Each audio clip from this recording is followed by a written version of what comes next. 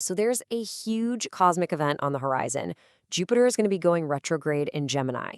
Now, before you hear retrograde and think cosmic slowdown, let's just reframe that completely. Think of this as a 6-month masterclass in revision and refinement. It's your big chance for a celestial edit.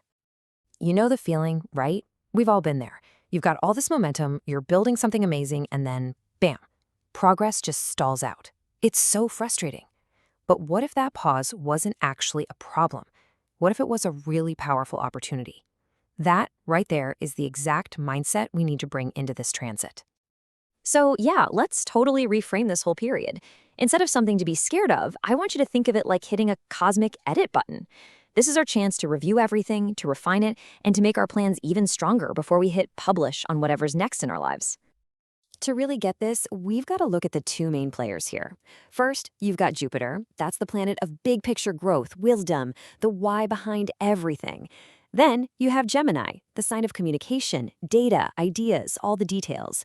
So when Jupiter goes retrograde here, it's basically asking us to pause that big expansion and make sure that our daily ideas and how we communicate them are actually in line with our deeper wisdom. And listen, this isn't just some fleeting moment. This whole revision period kicks off around December 5th, 2025, and it lasts for a full 6 months. That gives us a really substantial window to do the work, to do the necessary reviews and reworks before Jupiter finally moves on in June of 2026.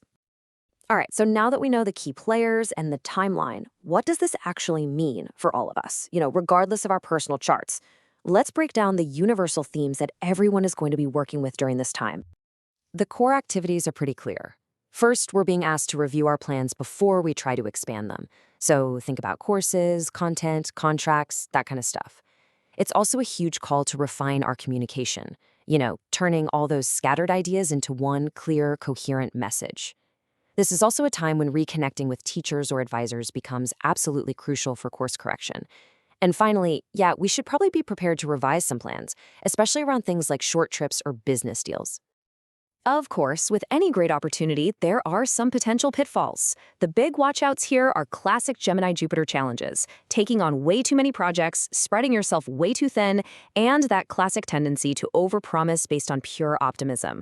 The real key here is to ground that big vision with some practical, clear-headed planning.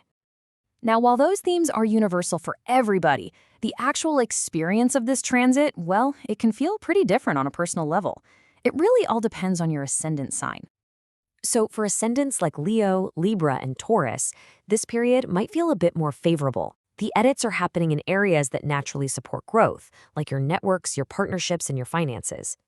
For others, like Aries, Virgo, and Pisces, it's going to feel a bit more work-intensive. And that's because the edits are happening in really foundational areas of your life, like your skills, your career structure, your daily routines. Just remember, it's not good versus bad.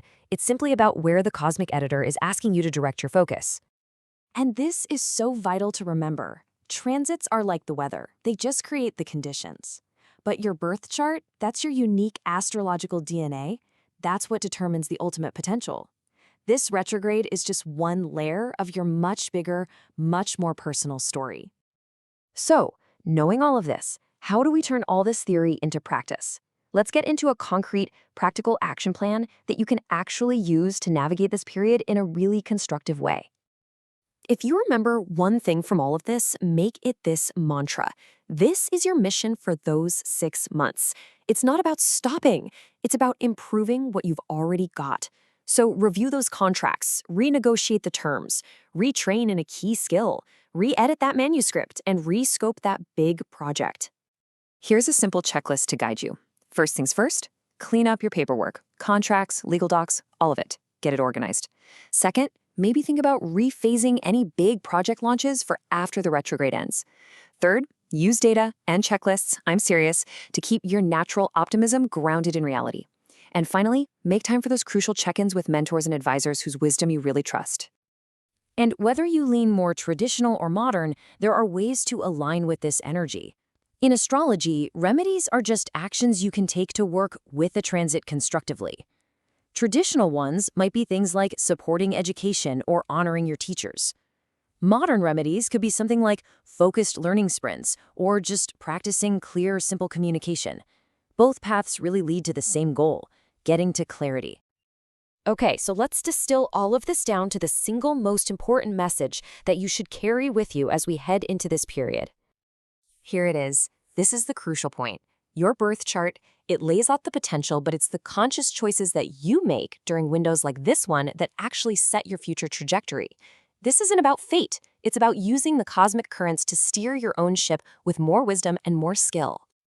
And that leaves us with one last question for you to think about. As you look ahead to the end of 2025, what project, what plan, what skill, or what message in your life is ready for its thoughtful, clarifying, and ultimately really empowering celestial edit?